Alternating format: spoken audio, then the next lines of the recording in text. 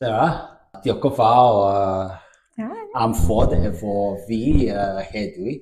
Sarah, rŵtin dod o Wrecsam, da ni yn Wrecsam, ond rŵtin byw a Benrhyn Cilgwri yn Lloegr. Pam penderfynes i symud i Benrhyn Cilgwri yn Lloegr?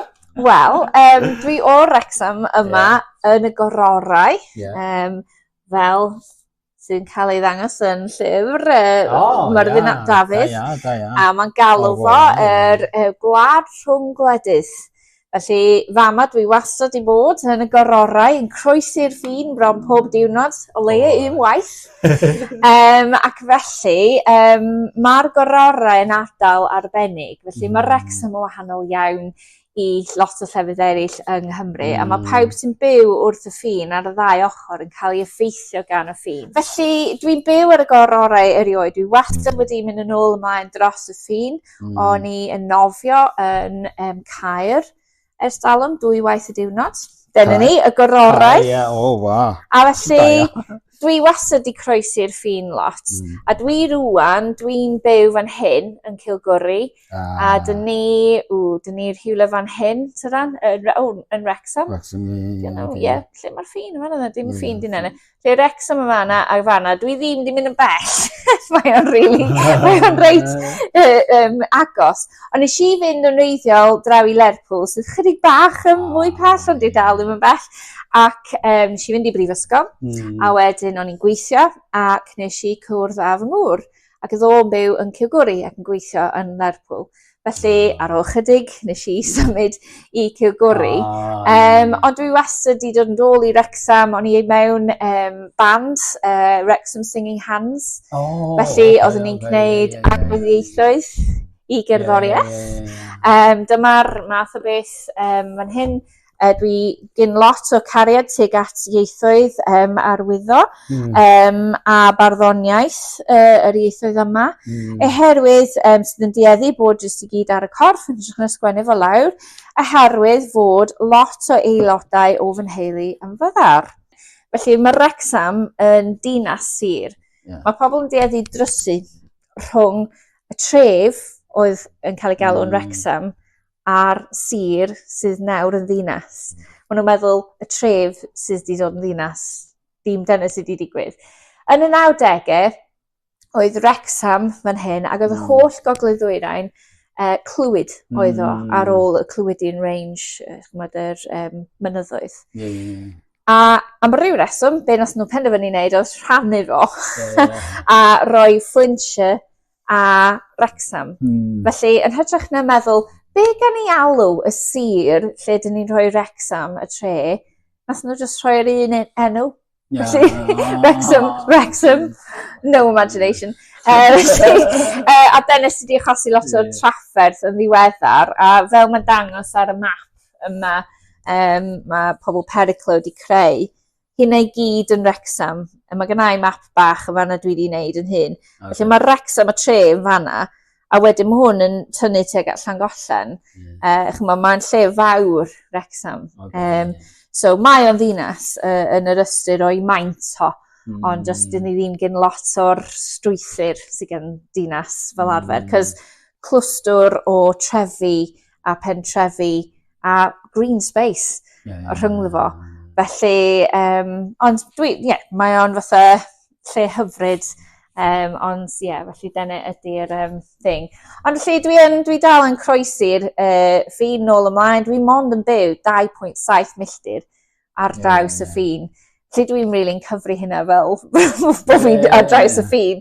Cos dwi'n meddwl bod gennych chi rhyw buffer zone o leia 10 milltir ar pob ochr i'r ffin. Felly dwi dal yn byw yng Nghymru. Sarah, hoffwn ni ofyn i ti dweud rhywbeth am adeilad hwn, Periclo. Felly o be dwi'n dallt, mae Periclo yn dod o'r Lladin, a dyna lle mae'r gair Cymraeg peryg yn dod ohoni. Felly, rhyw syniad i'r celfyddydau fod chi'n gallu cymryd risg a pethau fel yna sydd yn apelio lot ata i o'r rhan trio pethau newydd. Dwi'n credu oedd yn syniad gan rhywun o'r enw James oedd o yn arlunydd ac oedden nhw wedi creu rhywbeth ger yr lle celf na i Brifysgol. A wedyn fod nhw wedi dŵad ar y rhwydwaith yna i fan hyn, i'r adeilad yma.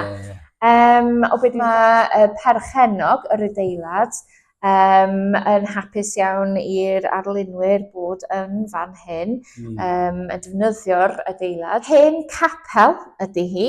Hen capel? Ie. Hen capel. Os chi'n sbio pan ydych chi'n mynd allan, mae e fel a mae'n coch i gyd. A mae'n lle andros o braf, felly mae wedi dod â fi i mewn i gweithio hefo arlunwyr eraill sydd yn peth rili hyfryd. Felly dwi'n rili edrych ymlaen. Fi mond i cael pod ers mis Ebrill a rili y peth cyntaf oedd just symud stwff celf i draw. Cos oedd y gyd yn y tŷ yn yr wardrobe lle dylwn nhw fod sgidiau, paent, bob math o bethau. A nes i just tynnu hynna i gyd. A once ydych chi'n sbio yn y pod, ydych chi'n gweld faint oedd gynnau. Dych chi allan medru dallt pa mor pethau oedd yn mynd yn anodd adre, cos oedd y lle i gyd just llawn stwff gelf. A oedd hwnna just i dechrau ar ôl i fi gorffen gwaith, cos o'n i'n meddwl beth dwi'n mynd i wneud rwan, nes i dechrau prynu fwy a fwy pobl yn rhoi pethau i chi. Peth nesaf chi gen stafell llawn stwff celf. Felly mae'n rili neis bod yma bod yn rhan o hyn. Dwi ddim yn gwybod os fydd Periclo yn parhau efo'r enw yna. Dwi'n meddwl mae yna rhyw syniad rwan ella, cos di James ddim yma rwan, felly. Ond dwi'n teimlo bod ni ar trothwy rhywbeth cyffroes iawn yma yn Olivet. Sarah, wyt ti'n siarad Cymraeg bob dydd yn Wrecsam? Wel, mae hynna'n gallu digwydd. Gan dibynnu pa rhan o Wrecsam ydych chi ynddi a pwy ydych chi yn siarad hefo nhw. Yma yn y brifysgol, mae yna pobl yn siarad Cymraeg fa yma. Mae'n bosib os ydych chi'n mynd allan o'ch ffordd, cael diwrnod cyfan o just siarad Cymraeg.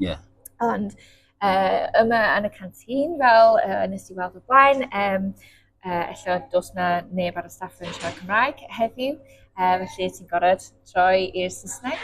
Ac o gwmpas y brifysgol fydd yna pobl sydd wrth gwrs ddim yn siarad Cymraeg, oherwydd yn Wrecsam mae yna lot llai o bobl yn siarad Cymraeg na ar yr ochr arall. Dwi'n reit ar y ffin fan hyn. Ac wrth gwrs mewn unrhyw brifysgol mae yna pobl yn dŵad o pob gwlad hefyd, felly Saesneg ydy y prif iaith mae pawb yn ei ddefnyddio. Ond mi fydd chi'n clywed Cymraeg o gwmpas y brifysgol. A fel ydych chi wedi gweld, mae'r brandiau o pob dim o hwnna i gyd yn ddwyieithog. A mae yna ymdrech mawr i wneud fwy yn y Gymraeg yn y brifysgol. Mae gennyn nhw rhywbeth o'r enw Coffi a Clonc fan hyn. Felly, fel ydych chi'n cael mewn llyfrgelloedd ac yn y Saith Seren, lle mae gennyn nhw... felly, mae gennyn nhw Coffi a Clonc fan hyn, sydd yn grŵp o pobl sydd eisiau dysgu Cymraeg, a mae staff yn cael ei annog i fynd i hwnna, staff sydd yn siarad Cymraeg, a wedyn rhai sy'n moyn dechrau. A wedyn mae jyst yn rhyw awyrgylch wedi ymlacio, ac sydd yn cael ei cefnogi gan y brifysgol, cos mae pobl yn cael mynd i'r grŵp Coffi a Clonc. Felly mae yna lot fwy o Gymraeg yma, fysa ti ddim yn gallu byw eich bywyd i gyd trwy gyfyngau Gymraeg yma yn Wrecsam, ond mae'n dod yn fwy, dwi'n meddwl. Sarah? Ie? Dwi'n gwybod bod gen ti anhawl genetig, sef syndrom Waardenburg, math 1, sy'n effeithio ar di ymddangosodiad corfforol ar clyw. Wyt ti'n iawn? Ar ôl. Ie. Wel, mae'r problemau iechyd sydd gennau fwy i wneud efo trawiadau. Felly oedd hwnna'n un cyflwr cwbl ar wahân. O'n i'n cael trawiadau am bo bynnag rheswm, a wedyn ges i'r triniaeth a nath hynna. A felly dwi'n byw y gwaddol hwnnw, ond mae'r Waardenburg syndrome yn ddiddorol iawn, cos mae ochr yna o teulu dad, fatha, yn pobl cry, pobl really iach, ond ma'n i just bach yn wahanol. Os ydych chi'n meddwl am sy'n modd y graffiau yna, fel normal bell curve, a wedyn mae gennych chi un neu ddau ser bach tu hwnt, a dyna dyn ni'n outliers yn hynny o beth. Felly mae yna llyfr gan Alice Kahn, Waardenburg Syndrome, a mae'n siarad am yr holl mathau yn fan hyn. A mae'n ddiddorol iawn cael gwybod, pan o'n i'n fach, o'n i'n meddwl mae gennau synophrys lle mae'r dau ail, y blewog, a wedyn maen nhw'n cwrdd yn y canol. A pan o'n i'n ifanc iawn, oedden nhw'n really blewog, dyn nhw ddim erbyn hyn, cos dwi wedi colli lot o'r pigment. Ond oedd hwnnw'n gwneud fi edrych yn wahanol iawn. A wedyn, oedd yn wallt i really tywyll. Ac oedd yn rhoi ni, o'n i'n mynd yn yr hael ac yn mynd yn lyflu yn brown, ac y llegyd fi'n fatha brown tywyll. Gynnau'r lluniau yma o pan eis i Japan. Pan o'n i'n ifanc. So, dyna yr un lle fedrwch chi weld fi efo'r gwallt tywyll. Cwbl wahanol i beth dwi rwan. Odd iawn. Felly, fedrwch chi really gweld lliw yng ngwallt yma na fatha, ond fedrwch chi weld pa mor dywyll mae eiliau fi yma na.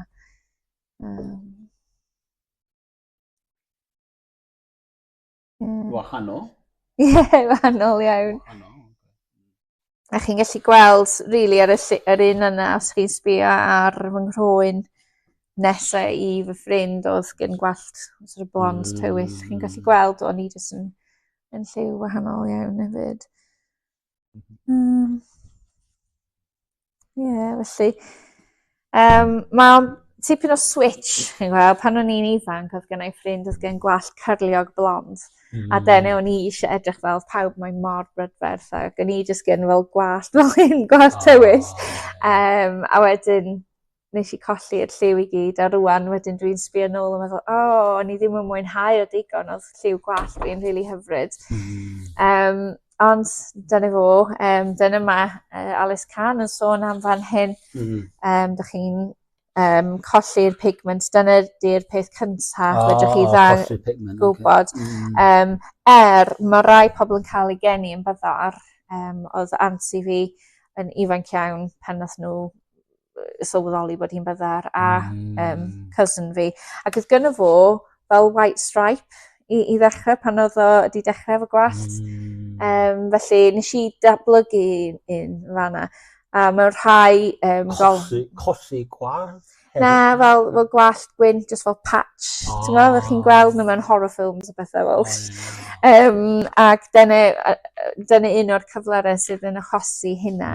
Felly pan ydych chi'n gweld hynna ar Addams Family, neu ddim yr Addams Family, The Munsters, ac ati.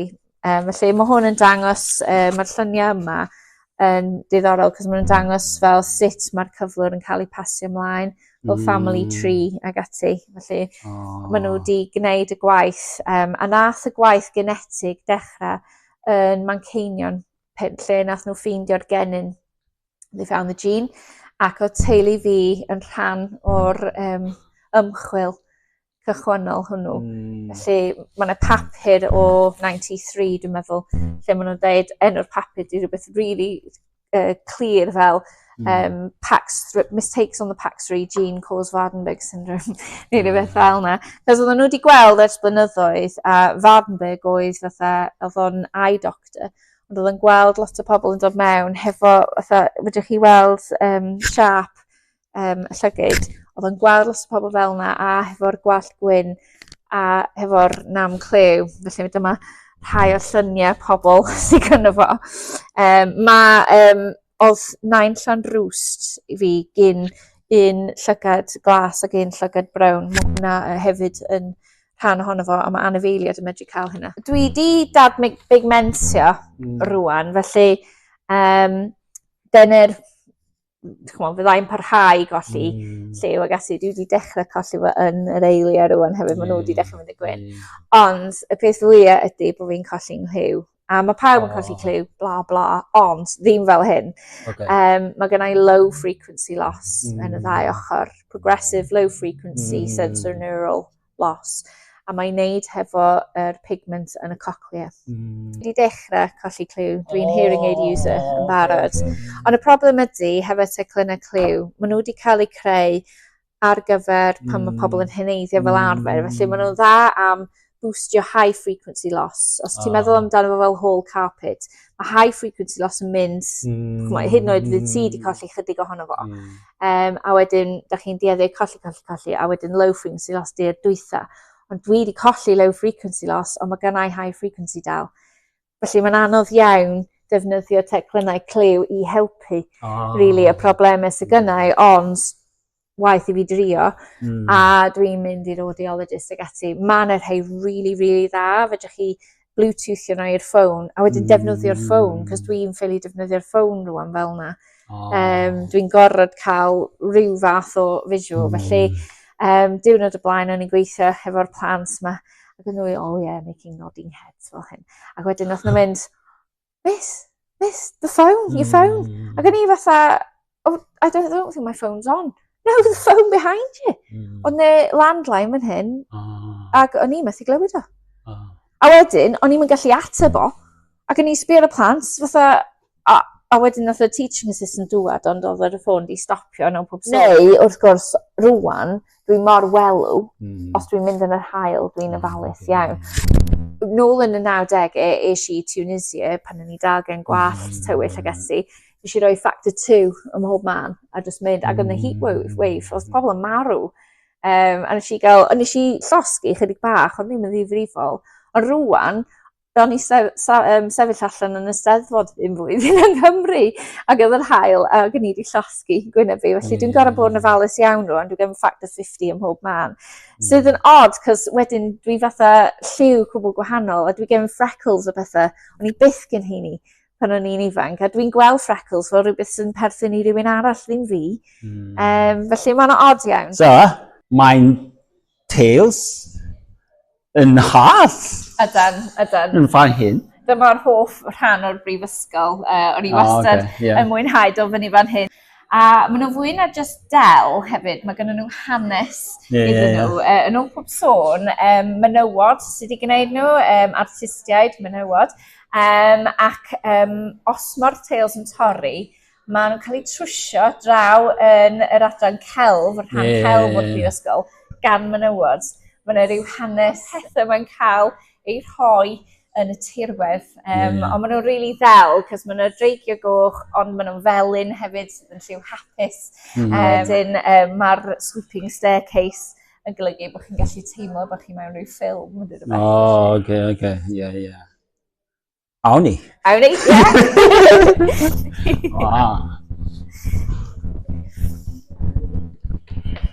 Sarah, wyt ti'n fa yn Senores? Ie. Ac yn... Senor, dim Senores. Ac yn Arlunydd. Arlunydd, ie. Arlunyddus.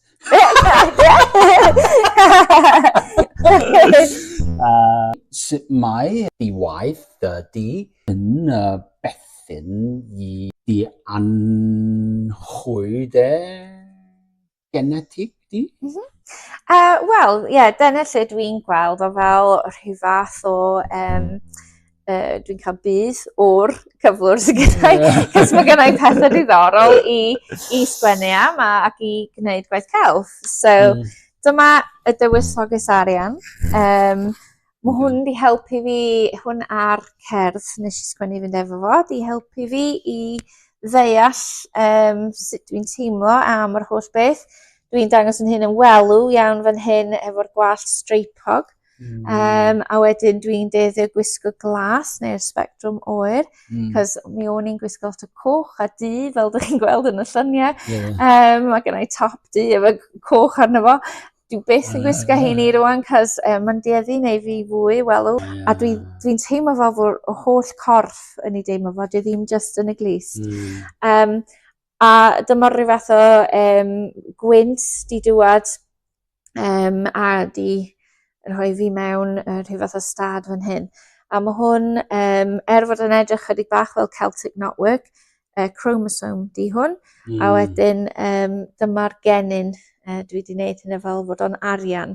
Felly mae'r cyflwr yn digwydd oherwydd 2 camgymeriad yn yr genyn PAX3.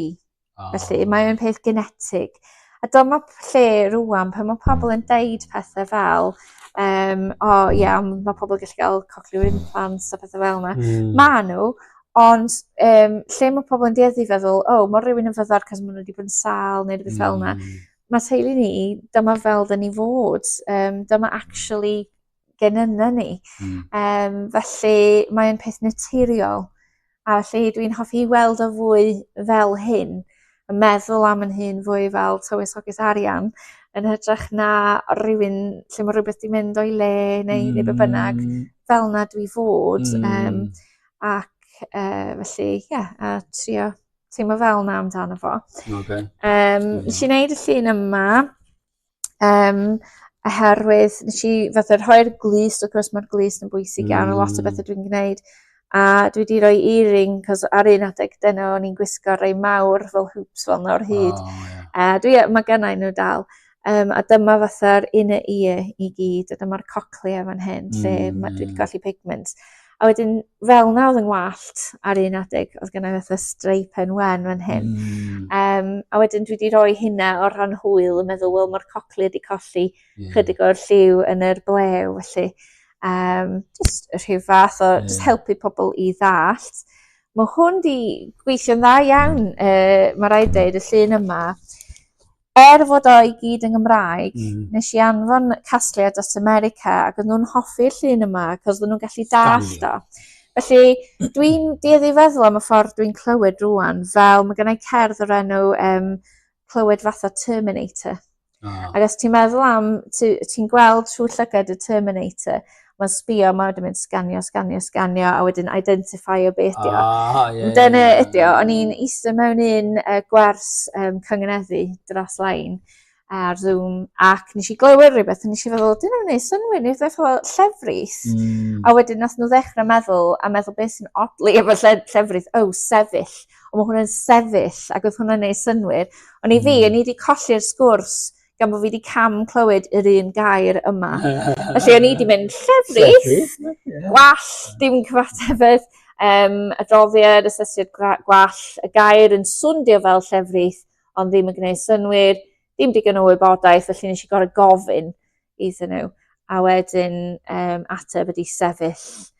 A wedyn, mae hwnna'n rhoi rhyw flas i bobl. Dwi ddim yn fyddar, cos dwi'n clywed stwff. Dwi ddim yn clywed y stwff manwl pwysig. Felly, dos na'n pwynt i fi glywed llefrith yn hytrach na weithiau. Mae'n digwydd lot, mae gennau lot o cerddi yn y cyfrol newydd. Mae gennau cyfrol yn Intramundos sydd yn golygu rhwng bydoedd, Lladin ydi o. Wedyn, so basically, di lot o bobl byddar ddim yn meddwl bod fi'n digon byddar i fod efo nhw, ond mae lot o bobl sy'n clywed, wrth gwrs, dwi ddim yn clywed digon iddyn nhw, felly dwi rili yn y canol. Yr unig llun sydd gennau ddim ydy'r un sydd wedi cael ei gyhoeddi yn fama, oherwydd dwi wedi gwerthu fo. Gwerthu dan y celf.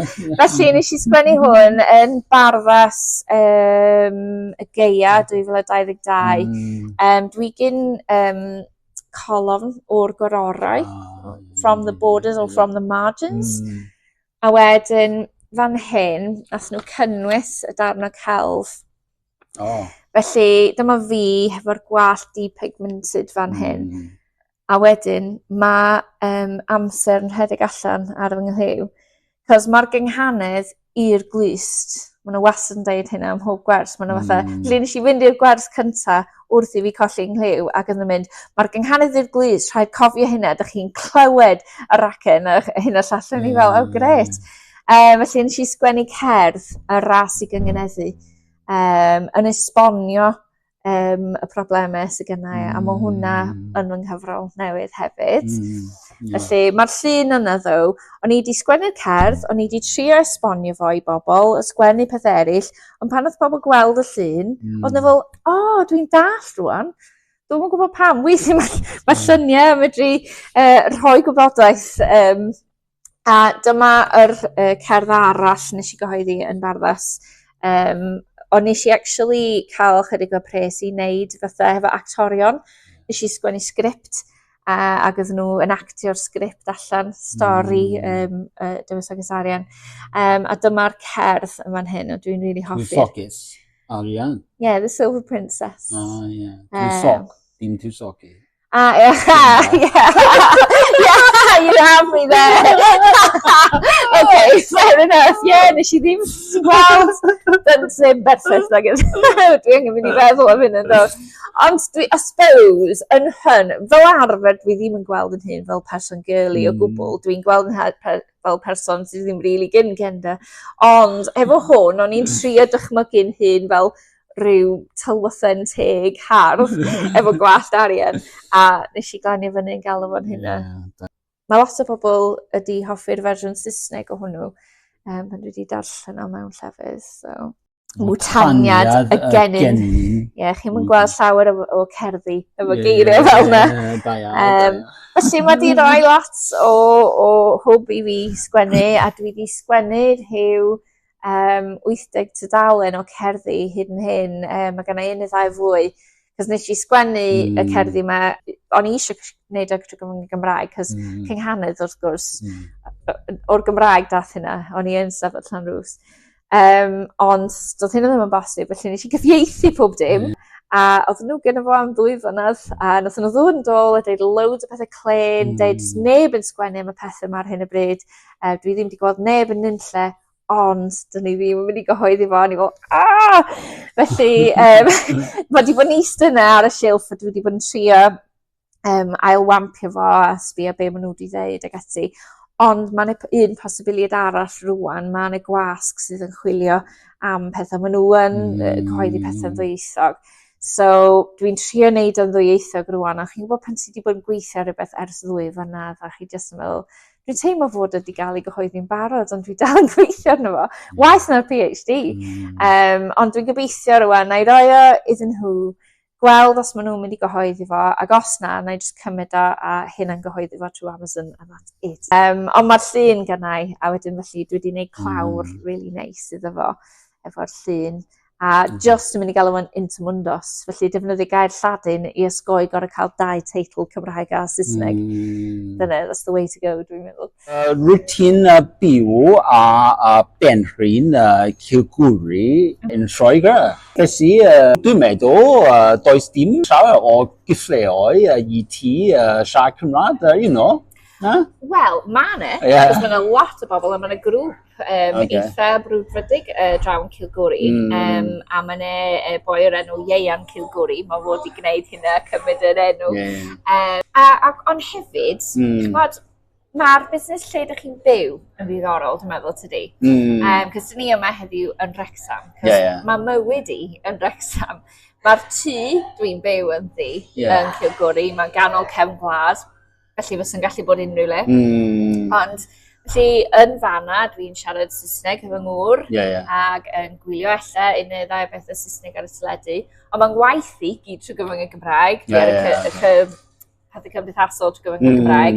Pan dwi'n gadael y tŷ, dwi ddim yn dueddu o aros ar y penrhyn. Mae o'n 2.7 milltir o'r ffin. Felly dwi'n cael yn y car, rhoi ffwsol y gas a dwi dros y ffin, dwi nôl yn Cymru. A mae rhan fwyaf o fy mywyd yma yn Wrecsam. Ar un adeg o'n i'n gweithio yma fel darlithydd ac yn cymdeithasu I gwaith ag ati. Felly oedd yn holl bywyd fi tra'n i'n effro yma. Dim ond mynd adre bethau cysgu a coginio a gwario amser o'n fawr. Dwi'n gwybod bod rai bobl sy'n siarad Cymraeg yn Lerpwl. Oes, ie, mae'n cymdeithas mawr Cymraeg yma yna. Ac oedd gynnyn nhw papur bro. Dwi'n mwyn siŵr os mae dal yn mynd, ond definitely oedd gynnyn nhw papur bro, cymdeithas. beth ti'n gael nhw, cyngherddau, pobl yn cyfarfod yn y pub ac ati. Ac oedd yna lot ohono ni yn y brifysgol hefyd. Cos mae'n reit cyfleus, tydi, wel. Dych chi ddim jyst yn aros lle dych chi wedi cael eich magu. Dych chi ddim yn mynd mewn i ryw... Oedd yna lot o bobl yn mynd i Bangor o Ysgol Morgan Llwyd. Felly oedd o fel bod yn yr ysgol. Oes cymuned Gymraeg a Benrhyn Cilgwri? Mae yna definitely grwpiau o bobl yn cyfarfod ac mae yna sicr, mae yna grŵp o ddysgwyr really frwd. Mae nhw yn dod at ei gilydd, mae gynnu nhw newsletter a pob math o bethau fel yna. Ond dwi'n meddwl bod nhw'n dieddu wedyn i ddwad i llefydd fel y Saith Seren neu mae'n lle yn Saltney, reit ar y ffin, lle mae pobl yn mynd a cwrdd ac ati.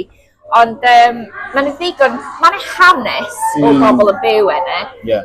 Cos os ydych chi'n cerdded o gwmpas, ydych chi'n gweld tai efo enwau Cymraeg. A mae'n rhai strydoedd efo enwau Cymraeg a pethau hefyd. Felly mae'n sicr perthynas hanesyddol.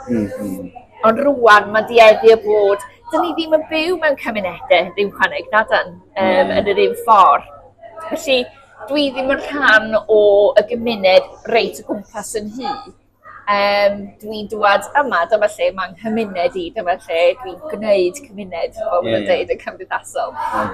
Felly, dwi'n meddwl mae'n fwy amwys tydi, mae'n fwy kind of, mae pobl yn ffeindio beth sydd gen nhw ddiddordeb ynddi. Felly, ond mae'n ddigon ohono ni o gwmpas sydd yn medru Gymraeg.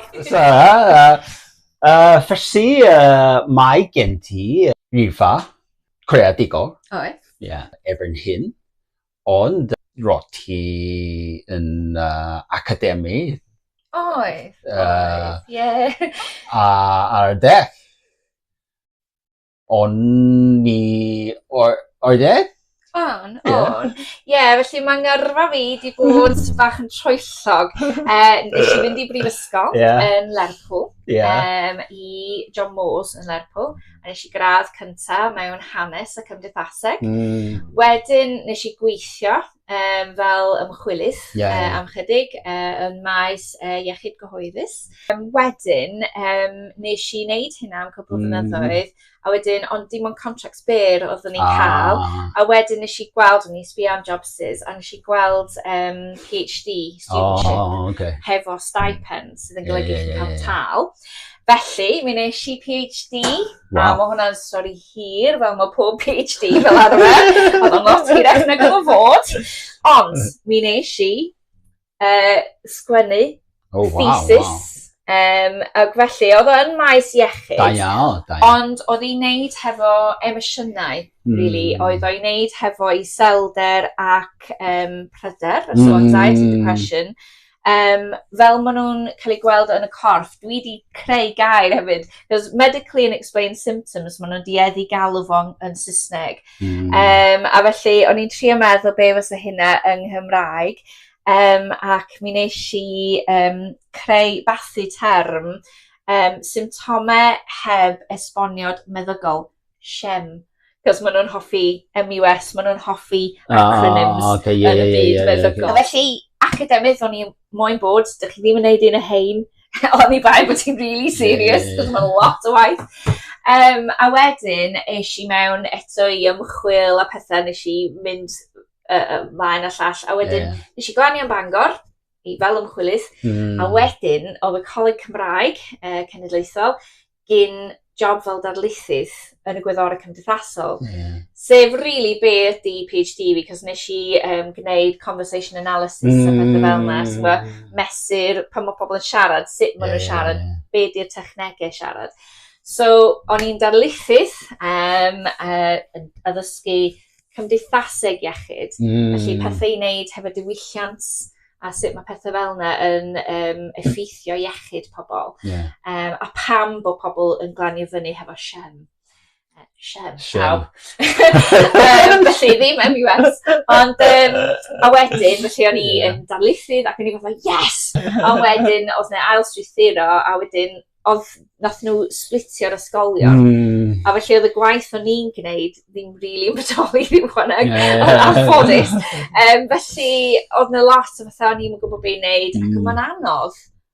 Unwaith ti di penderfynu ti eisiau bod yn academydd, a'r syniad bod ti ddim yn mynd i fod ddim chwaneg, mae'n brifo. Dwi'n iawn efo fo rwan, dwi'n hapus iawn bod fi yn wafftio o gwmpas y lle yn byhini, yn gwneud beth bynnag dwi eisiau tynnu lluniau, ysgwennu cerddi, ond ar y pryd, oedd o'n really poenus. Ond nes i gadael Bangor, nes i cael redundancy o Bangor, a wedyn nes i glannu fan hyn, cos oedd gonnau, mae gennau perthynas hir iawn efo'r brifysgol yma, a dwi'n caru'r lle. Oedd yn brawd yma, nath o wneud gradd fama, nath o cyfarfod ei wraig yma, o'n ni yma, ni'n mynd allan efo rhywun fama, o'n i'n gael cariad fama. A wedyn oedd gennau honorary contract cyn i fi bod yn darlithydd. Oedd hwnna pan ni'n trio wneud leave a home application i gael fel postdoc. Nes i ddim i gael o, nes i bron i gael o, ond nes i ddim i gael o. A wedyn, ond oedd gennau perthynas hefo'r brifysgol, ac oedd gennau'r honorary contract. Felly, ddys i nôl fan hyn ar ôl Bangor a dweud, oes gennych chi lle, a oedd digwydd bod, oedd hwn dal ar gael, ond i wedi bod yma, wedyn mynd i Bangor, wedyn dod ôl. Ac oedd hynna, 2019 tan 2019, a wedyn, nath nhw dweud, wel, ti dal efo honorary contract. Nath nhw rili edrych ar yn ôl i fan hyn. Nath nhw dweud, mae gennym ni'r stafell bach ma fan hyn, a ti gyn y stwff i gyd. Be mi ti aros yna, am tua flwyddyn. Just nes bod ti'n cael rhywbeth arall ag eti. A wedyn, nath y pandemic digwydd. Ac oedd o'n braf bod fi wedi gallu cael cadw pethau fi fan hyn. A dal dod i mewn a rhoi darlith yma ag acw a wneud bits a pethau fel yna. A nes i helpu allan hefo'r Welcome Week y blwyddyn canlynol. Doctor Sarah Louise Wheeler ydw i. Does neb yn medru cymryd hynna gynnech chi. Yr unig peth uwch ben hynny ydy bod yn yr athro, professor. Ac oedd yn ffrindiau fi o pan o'n i'n gweithio yn Lerpwl fel ymchwilydd. Tra ni yn Bangor, nath nhw dweud, mae gennym ni ffrind o'r enw Carl Claus. Carl Claus.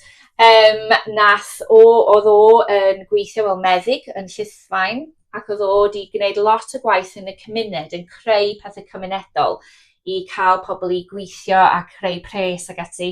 A wedyn nath o'r ultimate peth creu na'n gwrthein. Oedd am dyn special ofnadwy, pwy sydd yn mynd i rywle fel Llythfaen fel oedd o, lle oedd just lot o cerig a hen adeiladau wedi i gadael. Ac nath os fi o gwmpas yn mynd, dwi'n gwybod be na ni roi fama, na ni roi canolfan iaith.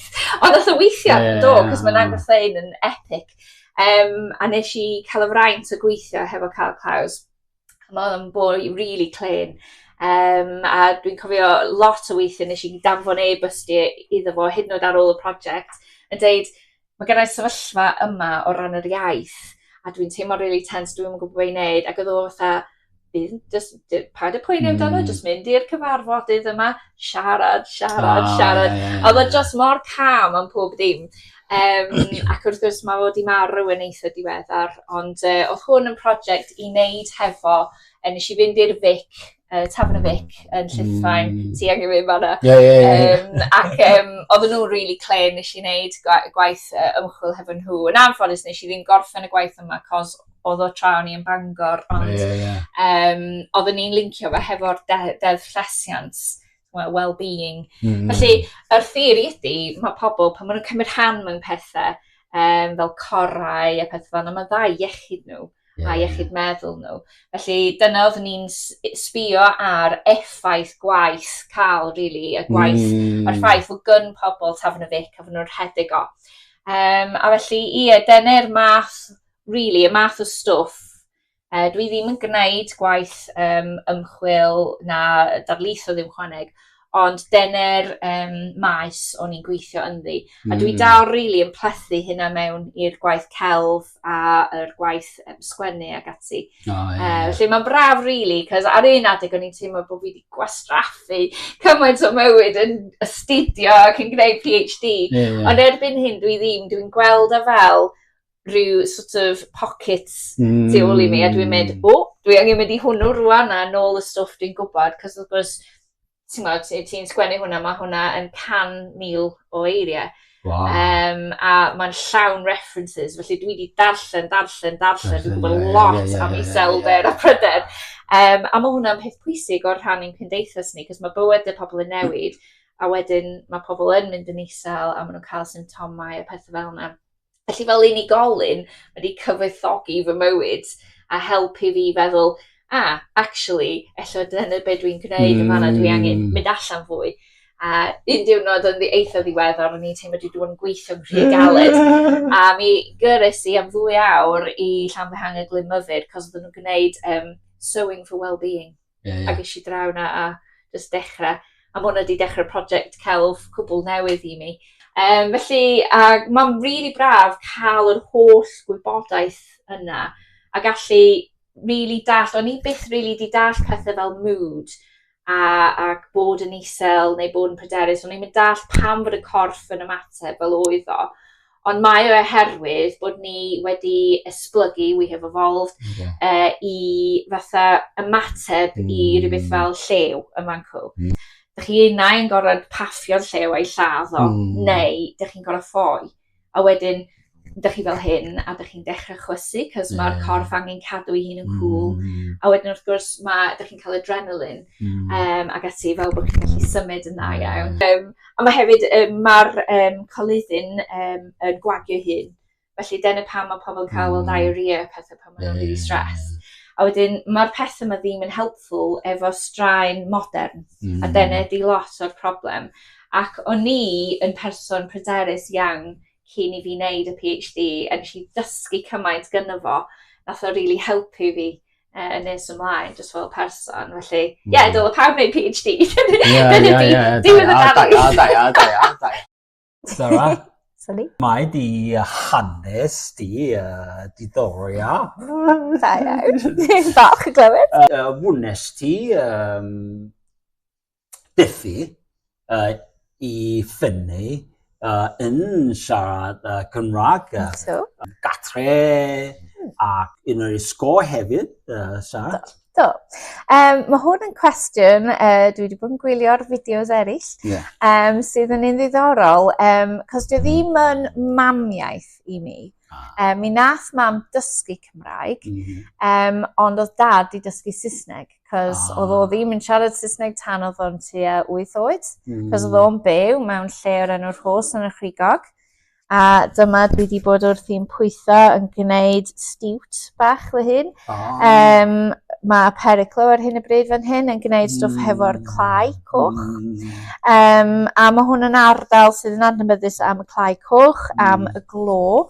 A hefyd mae gyda nhw tafodiaeth rili ddiddorol. Oherwydd oedd nhw fyny ar y bryn, doedd pobl ddim gen ceir na teledu ar y pryd, ac felly nath lot o bobl symud i'r ardal o Lloegr ac o bob man yn y byd, a cyrraedd y pentre yma, gweld fod pawb yn siarad Cymraeg, eisiau ffitio mewn, so oedden nhw'n dysgu Cymraeg. Mae'r iaith wrth nhw dysgu Cymraeg, ond yn cymryd geiriau Saesneg, chopio nhw ac yn defnyddio'r rhan yna. A nath yr iaith esoteric yma cael ei creu, a felly tafodiaeth Rhos yn y Chrigog sydd gennau, oherwydd dad. Oedd mam yn siarad chydig bach Gymraeg efo fi, ond oedd hi'n cael deithi yn y coleg. Bach Cymraeg? Ie, oedd mam yn, oedd hi'n dysgu yn y coleg. Felly oedd hi'n mynd i cytreflu, ac nath hi cael deithi bod Cymraeg Rhos ddim yn Cymraeg iawn. Mae gennau cerdd, mae hwn yn blodeugerdd hyfryd sydd wedi cael ei golygu gan Mike Jenkins, sydd hefyd yn hyfryd. Ac yn hwn mae gennau cerdd sydd am y tafodiaeth yn Rhos. Cafodd ei gyhoeddi yn gyntaf yn Barddas. Ac wedyn, yn yr barddas cyntaf nes i gyhoeddi unrhyw beth ynddo fo. Diom yn Cymraeg iawn chwaith.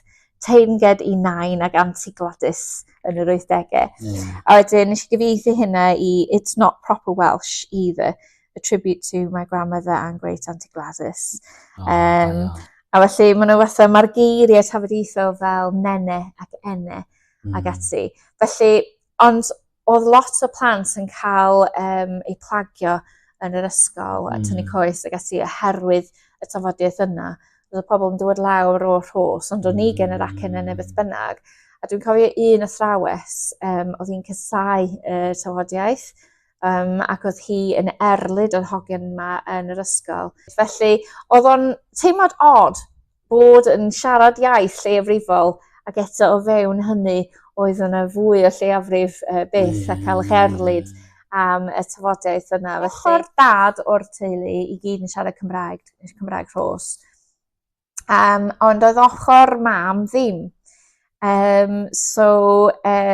Ges i'r ddau, felly dwyieithog iawn oedd y cartref, a wedyn nes i Ysgol Bord Hyfryd, sydd yn ysgol cyfrwng Cymraeg, ac Ysgol Morgan Llwyd, sef yr ysgol fwy wedyn, a nes i wneud hynna gyfan gwbl trwy gyfrwng y Gymraeg. Nes i wneud lefel A i ddechrau trwy gyfrwng y Gymraeg, nes i wneud addysg gorfforol, PE, nes i wneud cymdeithaseg, sociology, a Saesneg. A wedyn Cymraeg yn yr ysgol, ond tu hwnt i'r ysgol doedd na ddim llawer o cyfle i siarad Cymraeg. Ac oedd lot fawr o'r pethau tu hwnt i'r ysgol yn Saesneg. Mae gennau y statement dyslexia cynta nes i gael, mae yna i gyd trwy gyfrwng y Saesneg, cos oedd neb yn neud hynny trwy gyfrwng y Gymraeg, ddim yn Wrexham anyway. Sydd yn ddiddorol, os ydych chi'n meddwl, oedd rhan fwyaf o addysg trwy gyfrwng y Gymraeg, ond oedd yr asesiad trwy gyfrwng y Saesneg. Felly, oedd nhw'n gallu gweld y problemau oedd gynnau yn Saesneg ac oedd nhw'n rili ddrwg. Oedd o fel, dwi'n gwybod pam dys neb wedi pigo hwn fyny o blaen. Ond oedd o ddim yn gallu sbio ar y Gymraeg, cos oedd o ddim yn siarad Cymraeg. Felly sgwni os oes yna wedi bod gwahaniaeth rhwngddyn nhw. Cos yn sicr mae'n haws sillafu yng Gymraeg, cos mae o gyd yn phonetig. Ond mae pethau, y problemau sydd gynnau i ydy pethau fel patrymau. Felly mae treigliadau. Ond mi nes i fynd i Nangwrthein yn eitha diweddar. Yn ystod y pandemig, oedd yr llywodraeth gen sgîm, oedd nhw eisiau pobl mynd a dysgu Cymraeg. A nes i trio pwysio'n hyn mlaen ar un o'r cyrsiau yma. A nes nhw roi'r ymholiad o gwmpas, a wedyn ges i Zoom call hefo rhywun o'r Arts Council, rhywun reit uchel. Ac oedd i fatha, ond ti'n siarad Cymraeg yn barod? Ac o'n i fel, ia, mae llythrennaeth mi yn waith na rhywun sy'n newydd dysgu Cymraeg. Dwi ddim yn gallu gwneud y treigladau, dwi angen dysgu'r un peth, felly dysgwr ydw i. Ac oedd i fel, oce. A wedyn ges i fynd i Nangwrthein o'r rhan y sgîm yma, ac mae'n ei cerdd yn y llyfr Melyn, na i roi i ti, Epiphany yn Nangwrthein. A yng nghanol y gyd, nes i jyst dechrau crio. A'r problem oedd bod fi wedi dechrau dallt. Ac oedd o fel, tasa rhywun wedi gwario'r amser fel yma hefo fi pan o'n i'n ysgol, ella fos ni wedi gallu neud e. Dwi ddim yn completely rhy hwyr rwan, a mae'n rhy hwyr i roi gyrfa i mi. Dwi'n 45.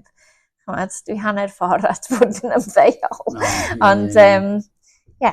Sarah, yn 2022 i enillodd un o'r heddi o enw Ablaid Chemp yn Crachach. Mae anodd iawn i mi hefyd fel disgwyl. Dyn nhw ddim yn geiriau arferol heini, rhaid dweud. Hyd yn oed hemp, di pobl ddim, hyd yn oed yn Saesneg, dyn nhw ddim yn dweud rampant los. Ac yn sicr yn Gymraeg, dwi'n meddwl ni wedi clywed y los, ond dwi'n person dramatig iawn, felly yn Saesneg dwi yn dweud rampant weithiau, felly o'n i di defnyddio'r gair yna. Ablaeth, o'n ni yn yr Eisteddfod sydd am ddwad, dwi yn mynd i fod yn siarad am datblygu'r term ablaeth, sef ableism.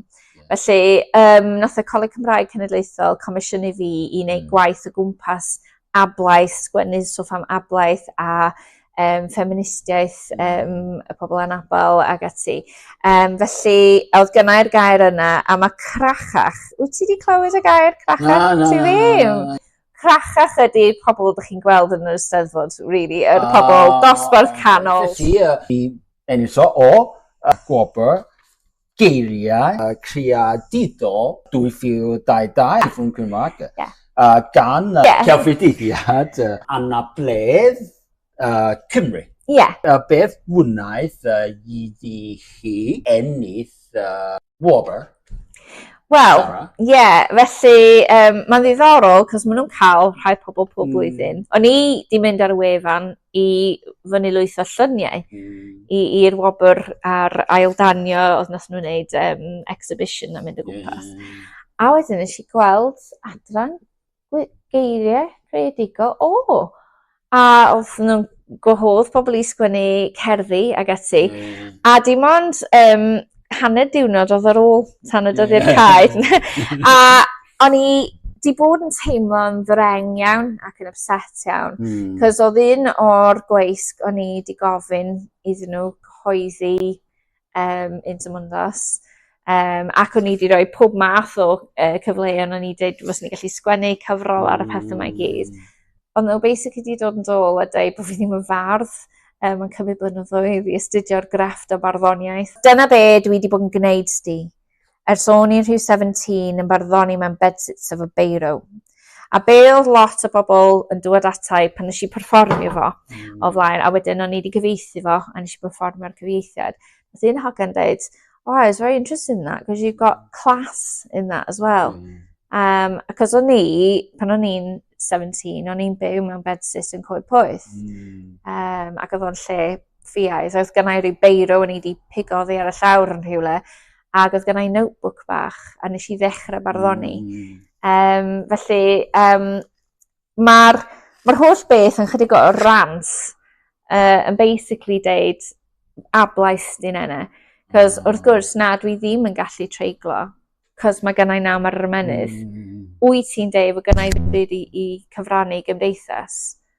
Felly, rydw i ddim sgwennu barddoniaeth, na gai ddim sgwennu rhywbeth, a sgwennu rhywbeth sydd yn digon da i bobl rhoi'r wobr iddi. A oedd o'n hyfryd, cos Megan Angharad Hunter, ti'n gwybod, yr awdurus, hi oedd y beirniad yn hi nath pigo fo. A wedyn, oedden ni gyd dal dros Zoom yn cael yr peth yma, ac oedd Dafydd di enw fo o'r Cyngor Celfyddydau.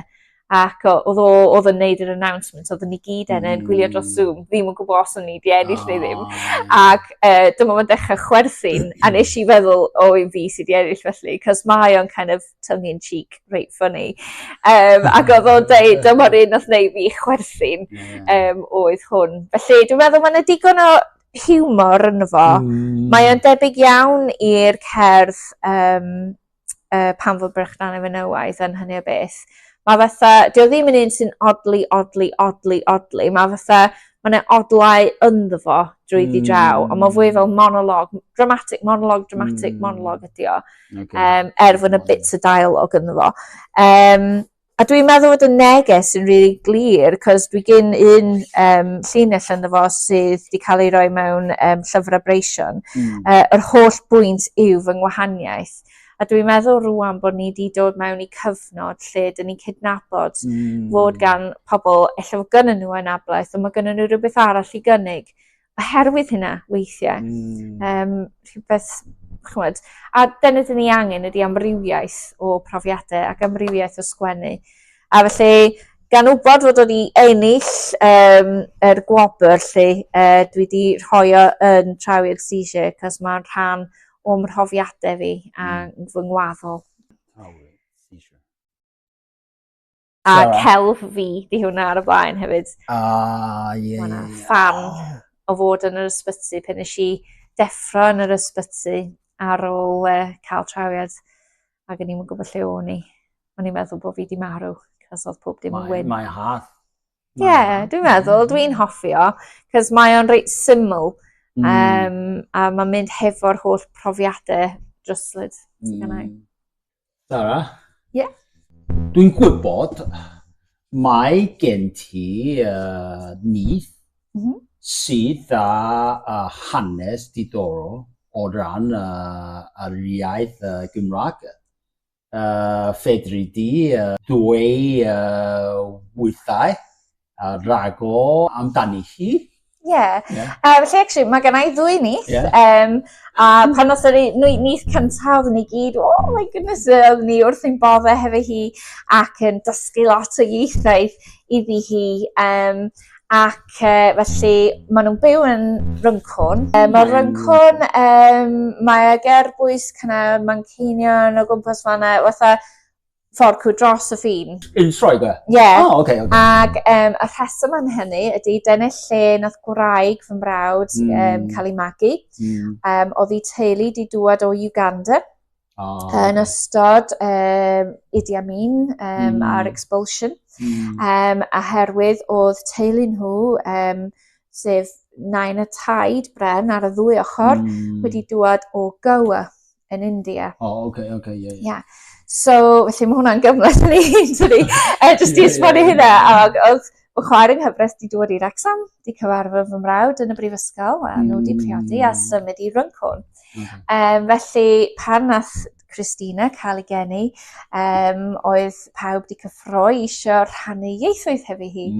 Mae mam Bren newydd farw, ond oedd hi'n siarad 7 iaith.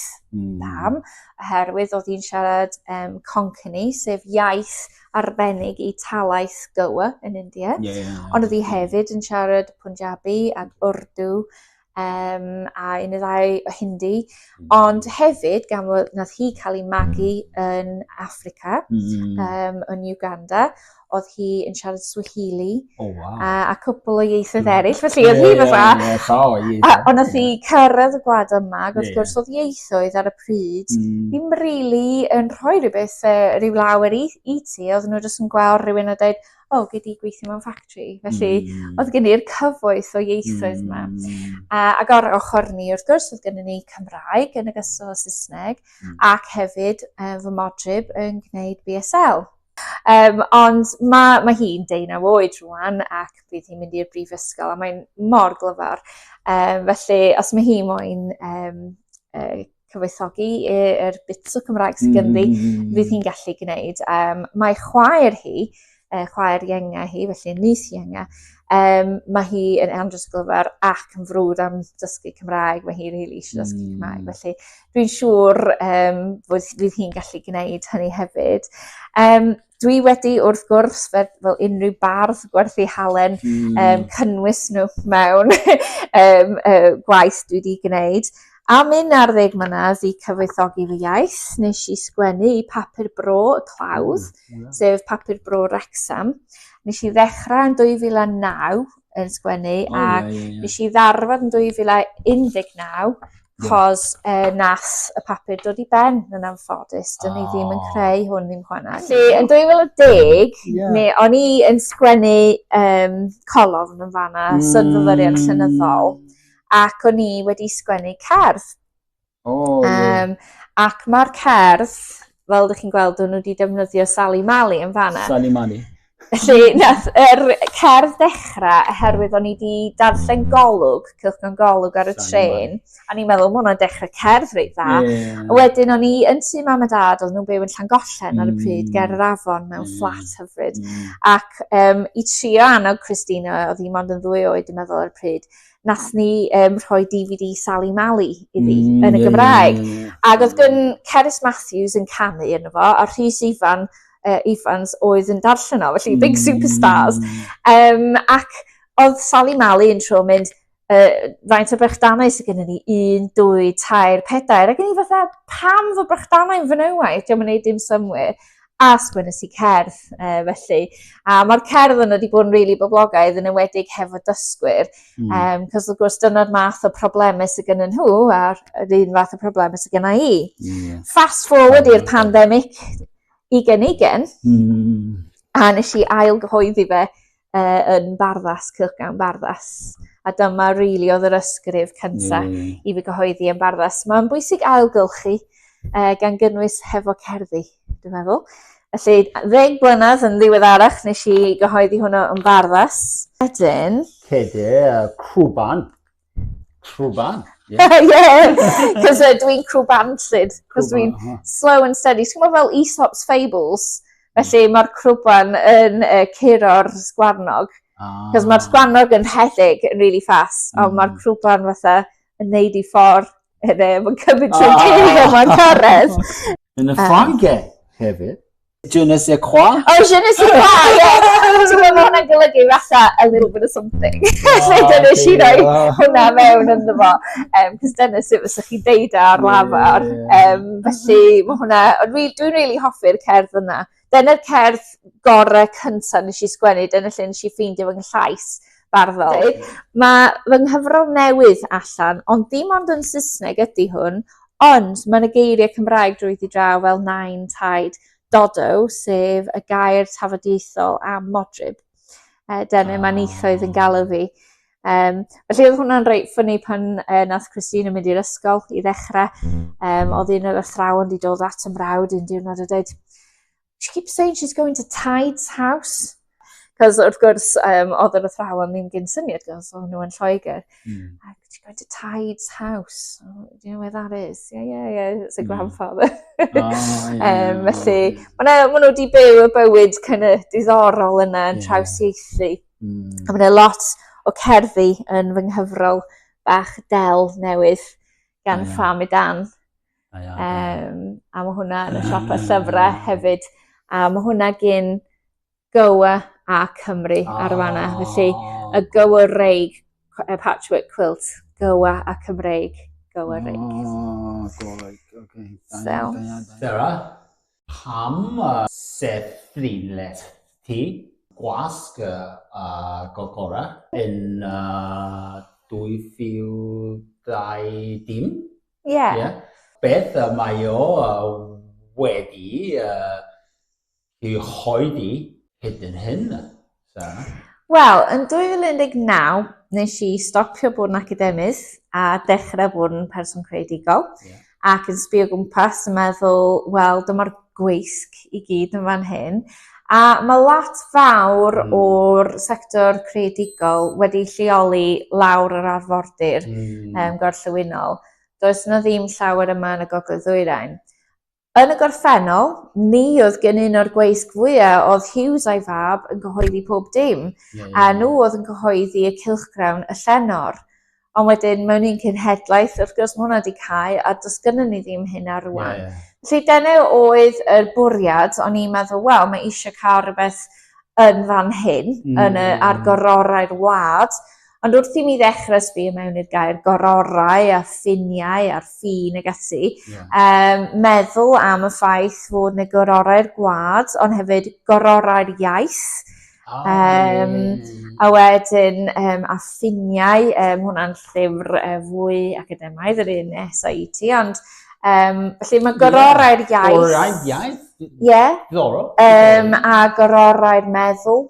Gororau rhwng fel sanity a insanity ag ati, gororau profiadau, gororau iechyd, fel fatha, so o'n i'n meddwl mae yna lot o gororau yma, mae yna lot o bethau lle dwi yn disgyn rhwng y canol a dwi'n teimlo bod fi ar y gororau o'r hyd, I'm on the margins all the time.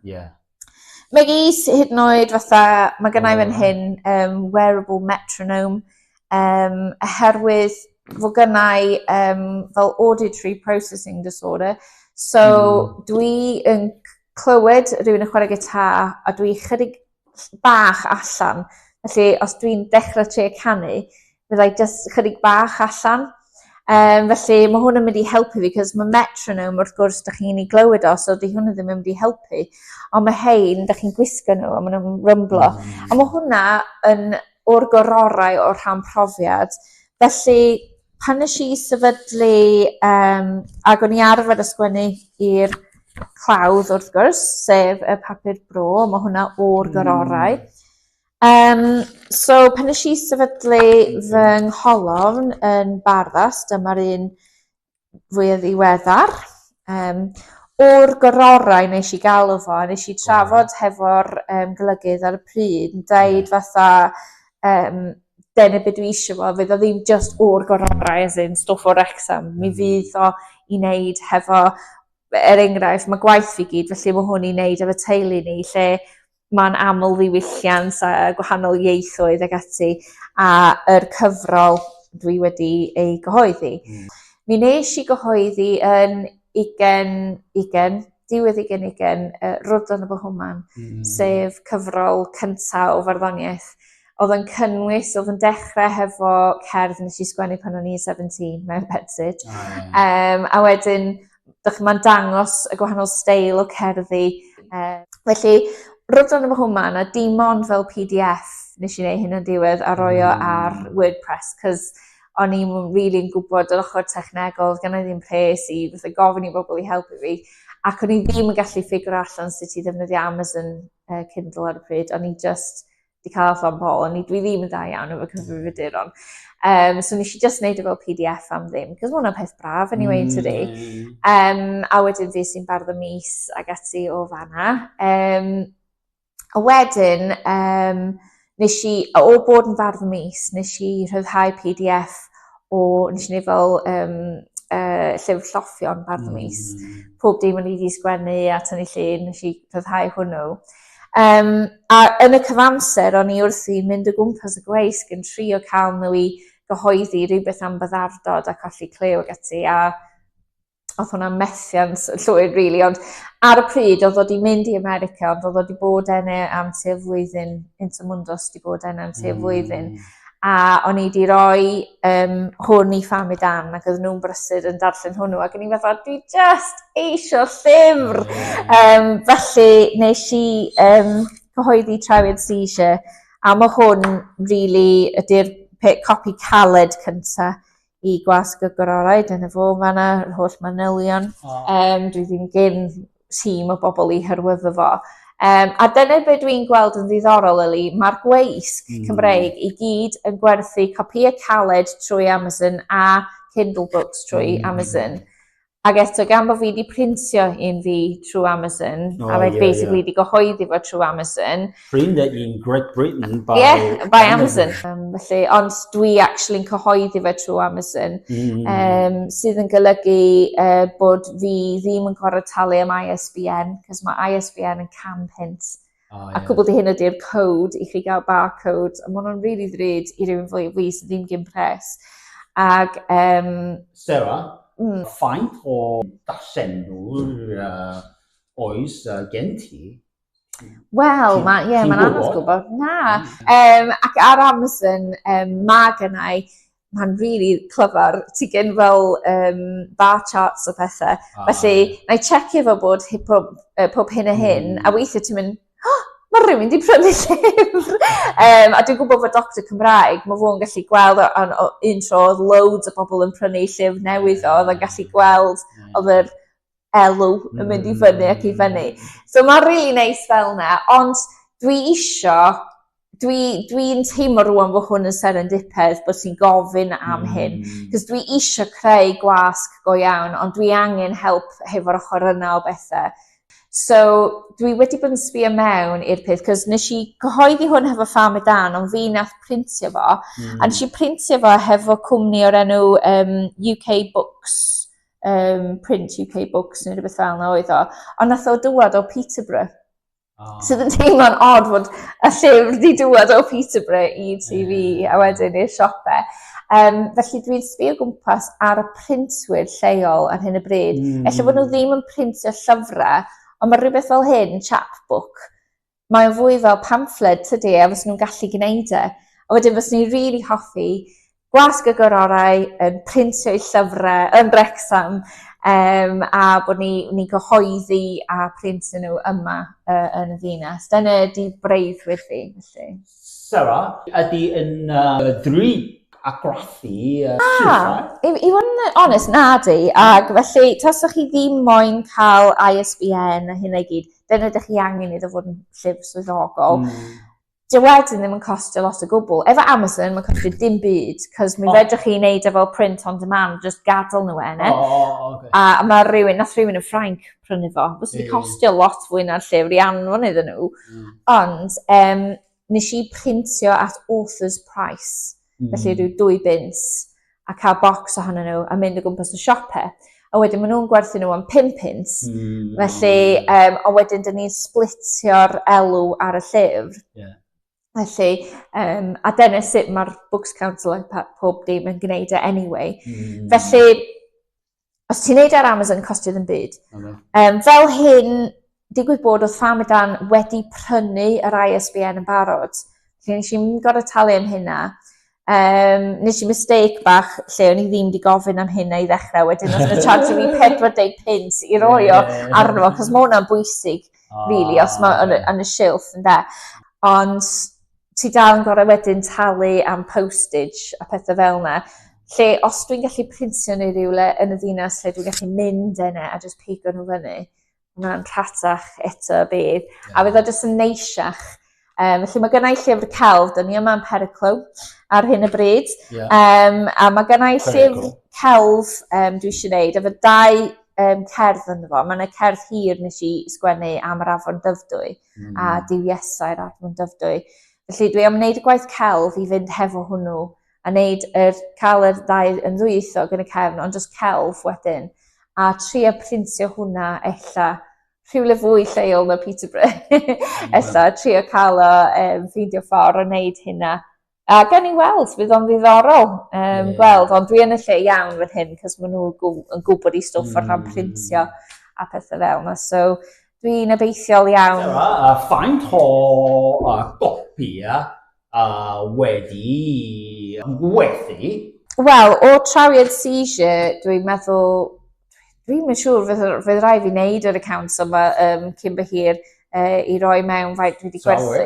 Ie, trawiad seizure. Nath hwnna fynd yn eitha da herwydd fod o'n ddwyieithog, dwi'n meddwl.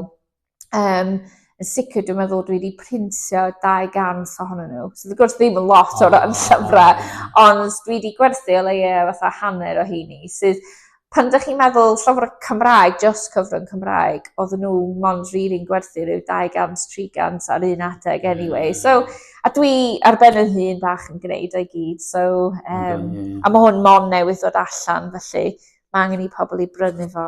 Ond dwi ddim yn mynd i printio lot o hyn, cos mae ar gael fel electronic, fedrith pobl prynu'r fersiwn electronic gan Famadan ar ei wefan nhw. So, dwi'n mynd i hyrwyddo fo efo rhyw 50 ohonyn nhw dwi wedi cyhoeddi. Ond wedyn fydd rhaid i bobl prynu'r copi electronic. Sarah, diolch o fawr i ti. Ac hefyd, bob hwyr i ti efo di waith di, wrth gwrs, ac di anhwylder genetig. Syndrome print. Dwi ddim yn dueddu feddwl amdano fo fel anhwylder rwan. Dwi'n gweld o fel rhyw trawsffurfiad. A mae hyd yn oed colli'ch cliw. Jyst yn gwneud pethau'n ddiddorol iawn i fi ar hyn o bryd. Mae unrhyw sy'n cael mynd arall yn agor. So, yn bersonol dwi'n gweld o fel jyst rhan o pwy ydw i. Chymod, felly mae rai pobl yn gen gwallt blond, rai pobl gen gwallt coch, dwi jyst gen gwallt arian. Dwi'n meddwl wyt ti'n edrych yn harth. Na, diolch. Na'n goffen o. Ie, wrth o'n. Ac o'n i ddim yn gweld ar y pryd, o'n i jyst fatha, na, dwi eisiau gwallt blond o wedyn. Na, sbyn efo rwan, a meddwl, oedd y lliw mor neis, oedd like gwynnau. Diolch. Diolch.